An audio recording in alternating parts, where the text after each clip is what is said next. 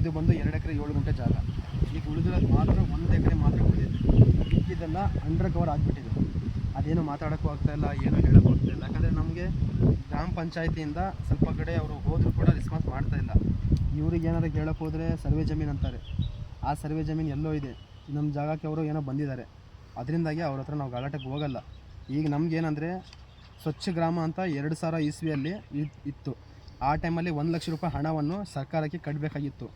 ಆ ಟೈಮಲ್ಲಿ 35,000 ರೂಪಾಯಿ ಕಮ್ಮಿ ಇರೋದ್ರಿಂದ ಈ ಜಾಗವನ್ನು ಹರಾಜು ಮಾಡಲಾಗಿತ್ತು.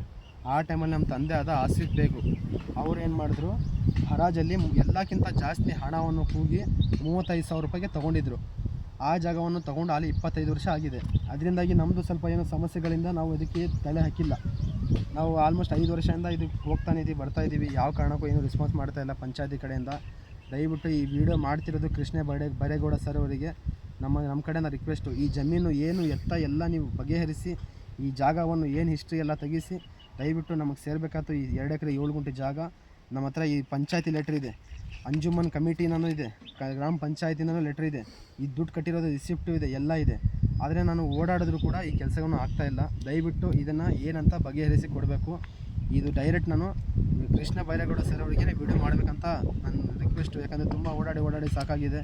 ನಾನು ಒಂದು ಕಡೆ ಕೆಲಸ ಮಾಡೋನು, ಅಲ್ಲಿಂದ ಇಲ್ಲಿ ಹೋಗೋಕ್ಕಾಗಲ್ಲ. ಸುಮಾರು ಕಡೆ ಓಡಾಡಿ ಸಾಕಾಗಿದೆ.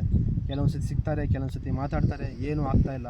ಅದರಿಂದಾಗಿ ನಿಮ್ಮ ಕಡೆಯಿಂದ ನನಗೆ ರಿಕ್ವೆಸ್ಟು, ನಿಮ್ಮ ಕಡೆಯಿಂದ ಈ ವಿಡಿಯೋ ಮೂಲಕದಿಂದ ನಾನು ಹೇಳ್ತೀನಿ, ಈ ಜಮೀನು ಏನು ಎತ್ತ ಅಂತ ಇದು ಹಿಸ್ಟ್ರಿ ತೆಗೆಸಿ ಈ ಜಮೀನನ್ನು ನಮಗೆ ಸೇರಬೇಕು. 2 ಎಕರೆ 7 ಗುಂಟೆ. ದಯವಿಟ್ಟು ಇದನ್ನು ನೀವು ಬಗೆಹರಿಸಿ ಕೊಡಬೇಕು.